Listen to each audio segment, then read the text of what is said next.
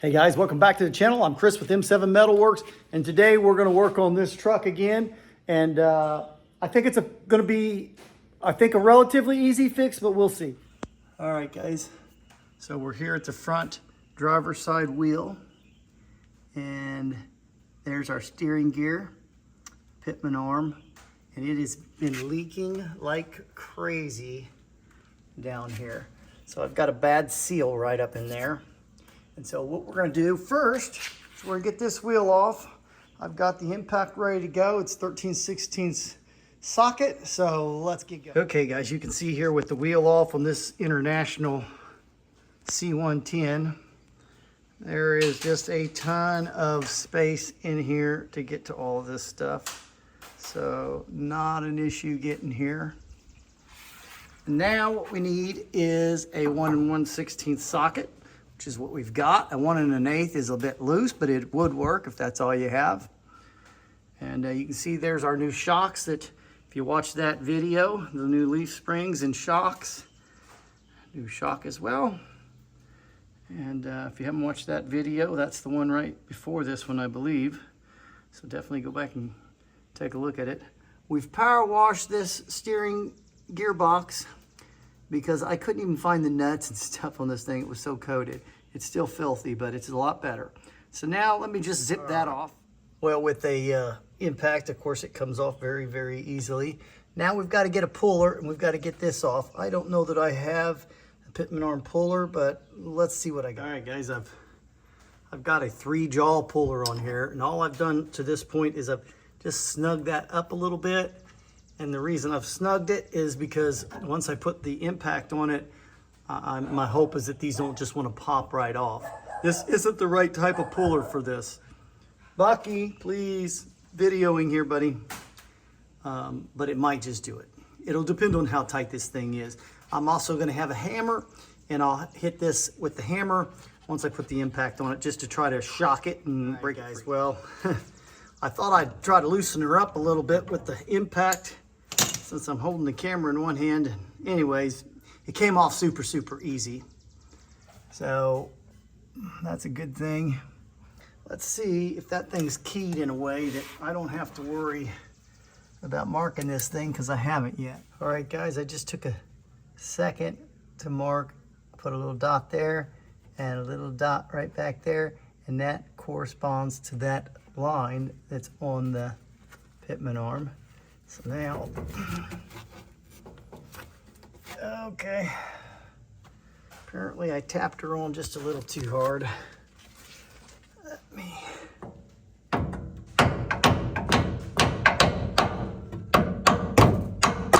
there she goes again. All right, so we'll just ease that down. All right, yeah, you can see that seal in there. Doesn't look in good shape at all. A lot of crud in there. So I'm gonna take a minute and I'll clean all of this stuff up and get this whole area cleaned up real good. And then we'll see if we can't just pop that seal out of there. Yeah, not sure if throwing any extra light up in there is gonna help this camera or not. But there is no other place for a seal. You get one seal in there and that's it. There's no stamp ring on mine. There's no extra seals in the back. What you see at the bottom there is just the oil coming out of there, kind of piling up. It's a little bit dirty or gritty right on the bottom here. But yeah, that just gets one seal, and that seal that was in there was doing absolutely nothing. It was partially, I mean, it wasn't even set back all the way. It was partially out, so that's why it was so easy to get out. So now I'm going to take a look at this, and I'm going to get a few measurements here on my shaft as well as the outer diameter, and match that up with my seal and see if I can't order a new seal or two. Maybe I can get 2 thin ones in there, I don't know. But the point is there's the seal. There's no numbers on that, so I have to get in the books or measure it. Guys, here's that seal, and it does have a number. If you look right there, it says V-1.000. I almost mutilated it, but anyways, that corresponds to a 1-inch diameter on the inside. The exterior, you know, and it does measure out exactly 1 inch on the interior. So inner diameter, let's get my calipers in here, 1 inch. Outer diameter, I'm getting 1 7/16. So you can see right there, 1 7/16. So, and that corresponds to what I'm getting on the shaft. The shaft is a 1-inch shaft, and the hole this goes in is it's measuring 1 7/16. A little bit difficult to get a real good measurement on it because the shaft coming out of there, but honestly, it's landing right on 1 7/16 where I am measuring, and I think that's dead center of that hole. So I do think that's the correct one. I might go ahead and order one that's just slightly got a slightly bigger outer diameter, like a 1/2 inch, so 1 1/2. These are probably $3 or $4. So anyways, let's go see, I'll go see what I can order, and we'll get some headed our direction. All right guys, so got the new seal in. There's the comparison. That looks like the center hole is a little bit smaller, and that has some flexibility if you look at that. So that's going to be just fine, and that'll come near sealing it. The exterior looks to be about perfect in size to the other. We are going to use just a little bit of Right Stuff gasket maker, and I'm really just using it more as an adhesive, so you could use silicone, anything. So that's what we're going to do. So let's get it in. Okay guys, so the first thing I've got to do is get this cleaned out. You can see the oil's been dripping, and that's what I've gotten in the last really about 24 hours. So it's a decent amount for 24 hours. You can see why I want to change this seal out. The seal was literally doing nothing. It hasn't actually even sped up dripping. It's dripping about the same amount as it did when it had the seal in. So literally the seal was doing nothing. Now I've cleaned up that shaft a little bit. What I'm going to do now is I'm going to do my best to degrease it and get some of that oil out of there, and that way my adhesive will be able to bond a little better to that steel. If it's all oily, I won't be able to. So I'm going to clean it, and then I'm going to acetone it, and then I'm going to try to get it in there really quick.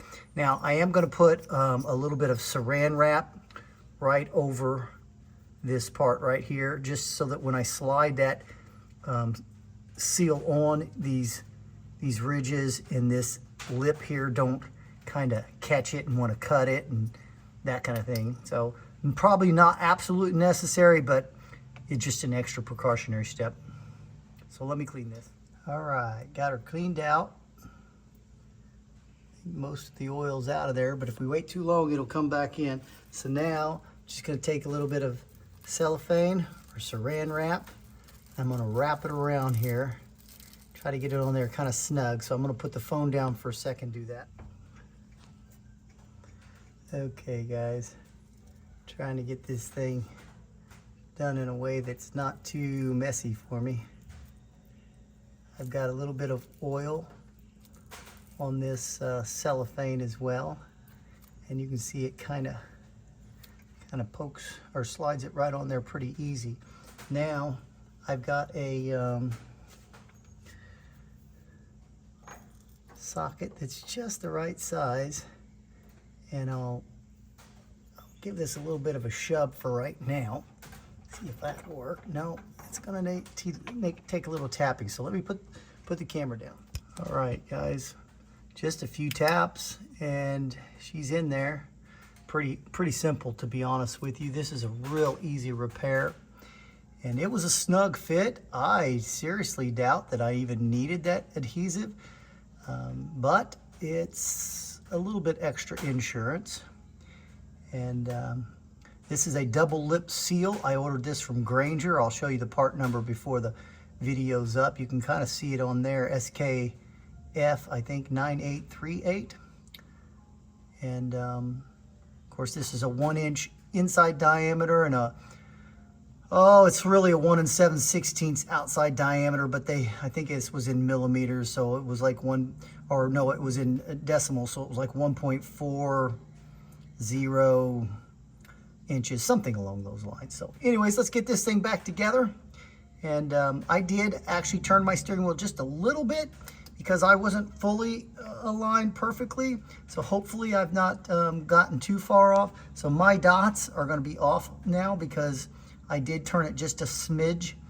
And but that's okay. I'm trying to correct my steering wheel so that it's when I'm going straight down the road, it's lined up as well. So hopefully all is well.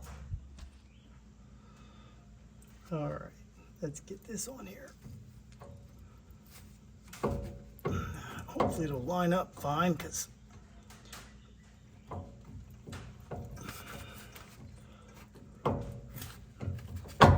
there it is. All right, I'm gonna give that a few love taps. Just to get her seated in there just a bit.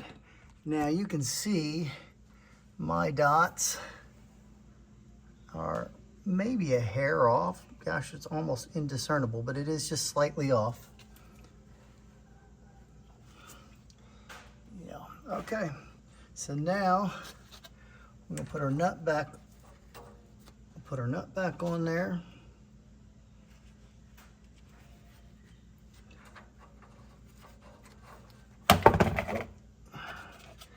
Take two.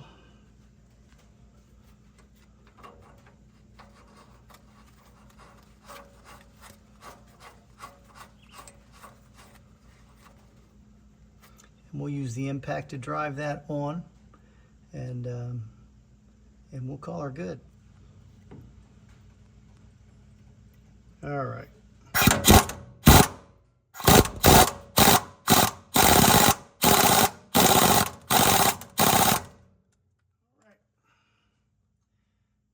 We're going to call that good.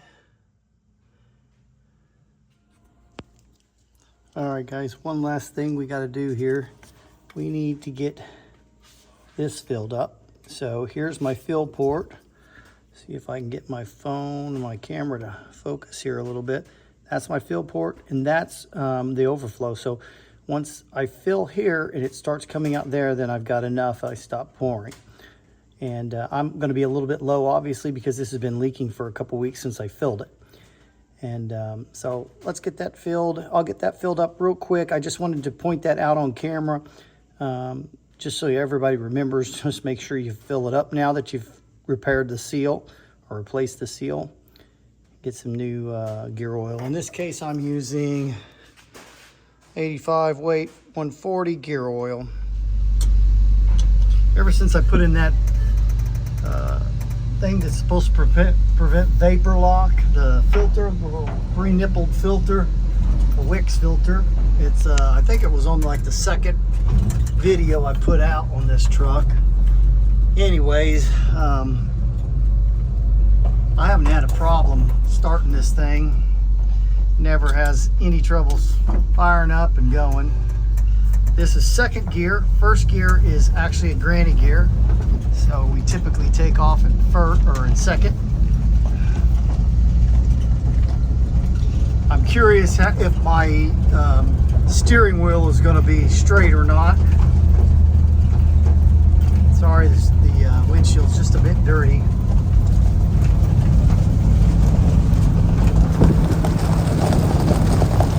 Give you guys a little bit of a ride out there.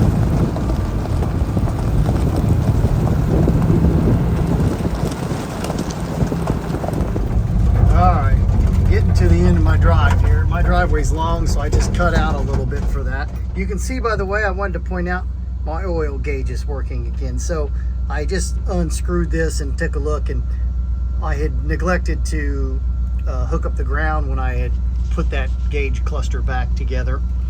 So that was the only thing. I figured it was something minor because I knew it worked before. All right, let's get rolling.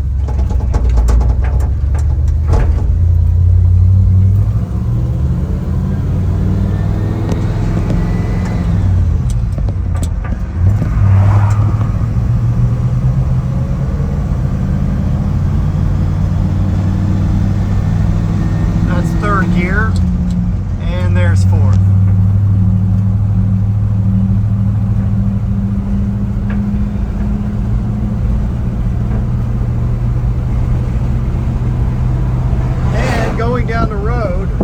steering wheel's not half bad.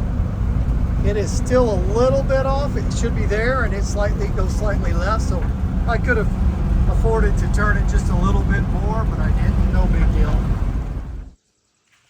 Well, guys, here we are a week later, and the seals were installed a week ago, so if we had any leaking, we'd see it right here.